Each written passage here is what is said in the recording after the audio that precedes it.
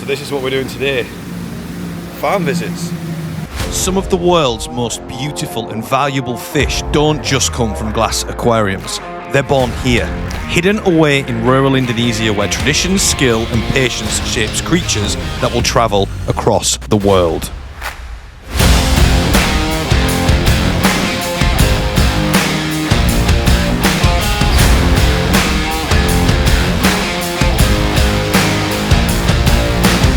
I know it looks a bit rough, but it doesn't mean that it's wrong. Previously, we explored New Satik, one of the biggest pet shows in the world. But before that, we dived into Jakarta's nighttime fish market, where thousands of fish begin their journey. But behind the shows and the markets lies something deeper, the farms, where it all begins.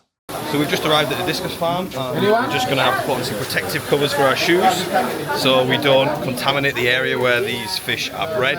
Probably I'd say about 10 minutes from the hotel. Very, very scenic. And they only specialise in discus in here. So after yesterday, I am excited to see this. Let's get inside.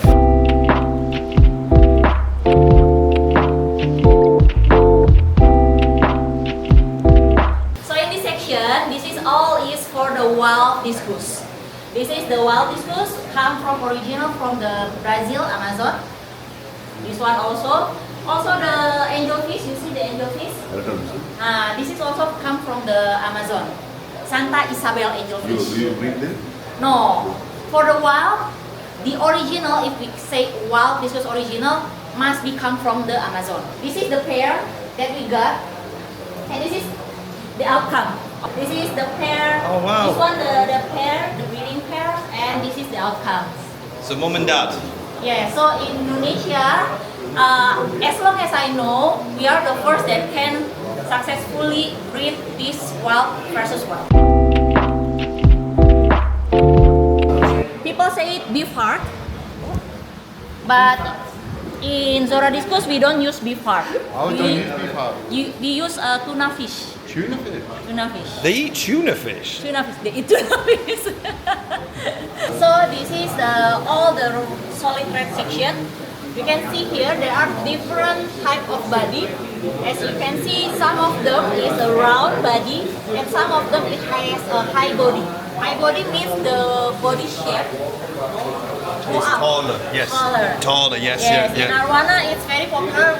They call it short body, but in this course we call it high body. High body, okay. High body. So I'd never noticed that. So these fish look the same to me. Before you say this, I think, oh, these are the same fish.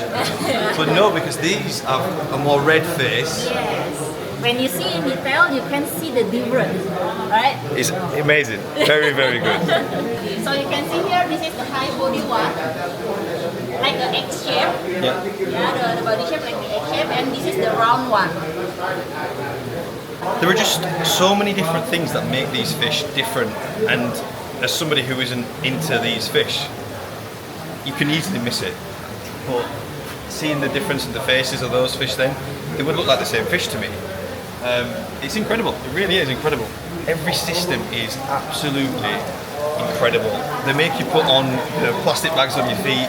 These fish are extremely well cared for. So I've just learned that actually you guys are a family. Yeah, this is a family business here. And Producer, marketer. producer and marketer. Okay. The owner and the boss. Yeah, definitely.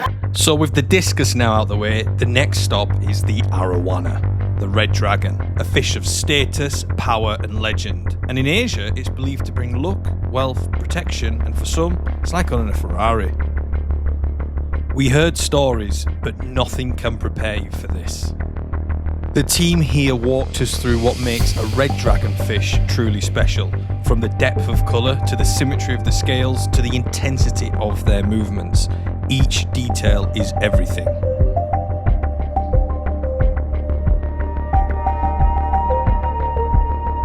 So this is for tanning.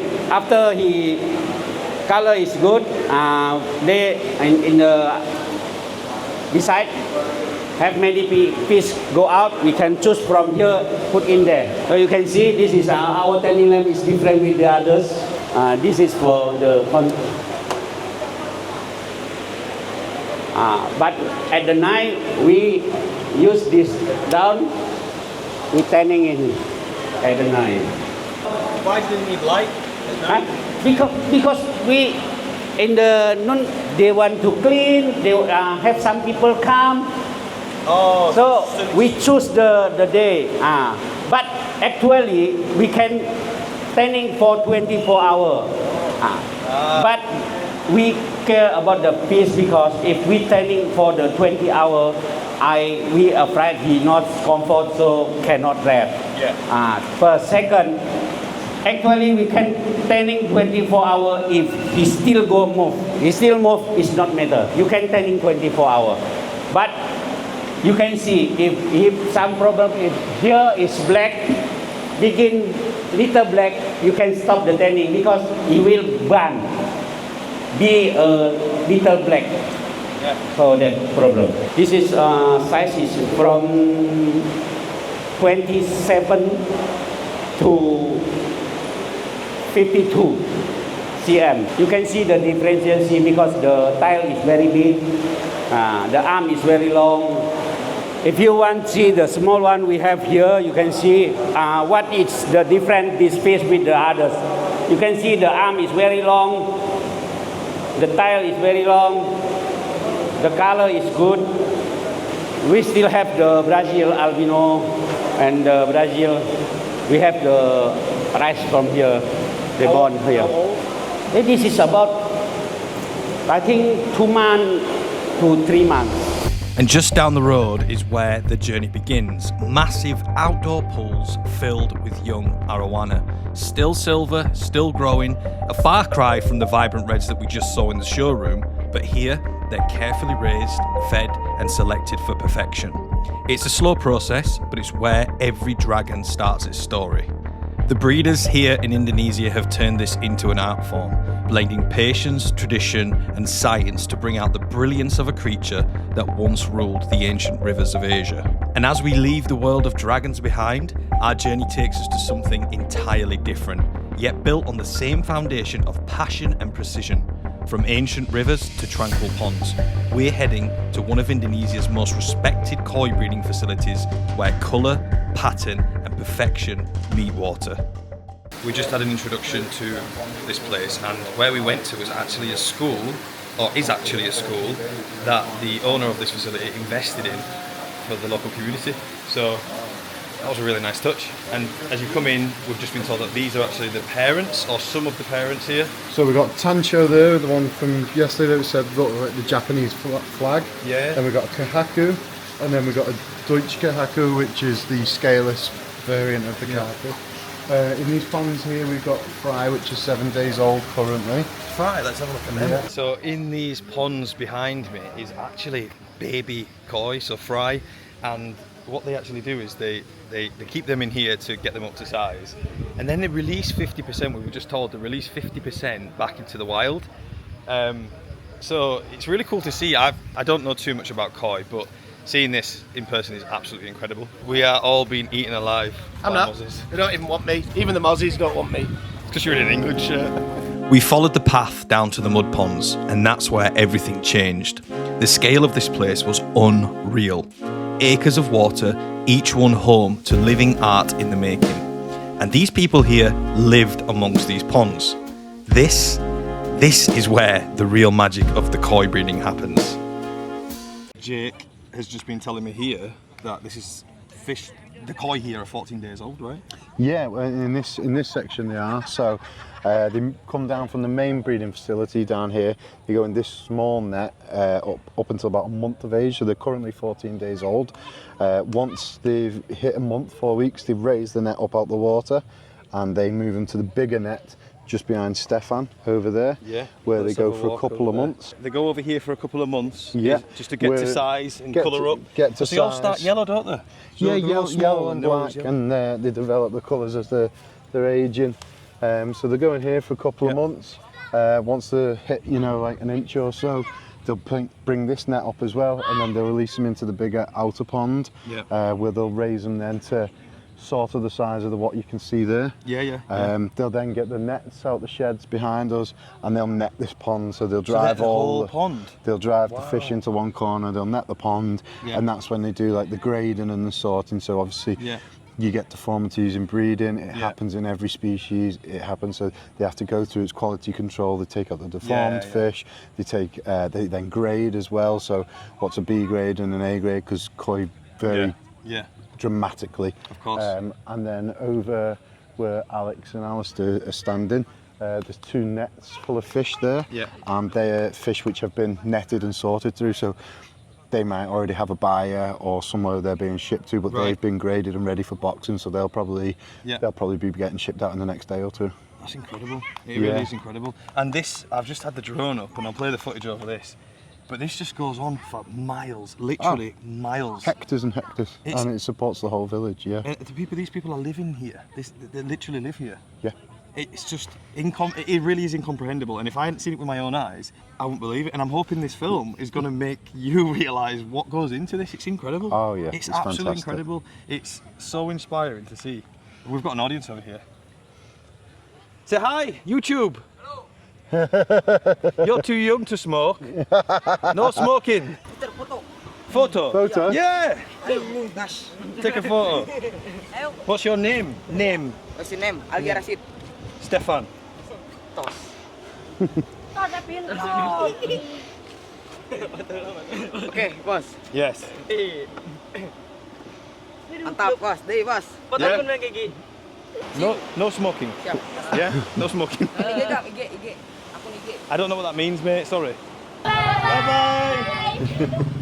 So this is just the koi here in Indonesia. Yes. But these communities depend on this. Yeah, well, you can see how we're greeted and everything by everyone in the village all the time. You know how much they appreciate it, and you know how much it means to them. The hospitality is amazing. And it's like, I was worried when I came, or was coming to Jakarta, Indonesia, because lots of people said you might see stuff that you, but actually I've seen nothing but true care for these animals. Oh yeah. True care for these animals. And like I said, the community would not be here without our hobby. No, definitely. We wouldn't be here without a hobby. The hobby wouldn't exist without these people that are doing it, and you know it's their livelihood, so it's in their best interest to make sure these animals are brought up to the best of their ability. Yeah. You know, our ability might be a bit better, and we look down on it, but they're doing it to the best of their ability. Hello. We look down. I know that's the thing. It might look rough. I said it. Yeah. And I know it looks a bit rough, but it doesn't mean that it's wrong. No, it's the best of their ability, and the fish are healthy. Yeah. There's not been any fish where you could knock the health. You've got ultimate colours. Yeah. Super chunky fish.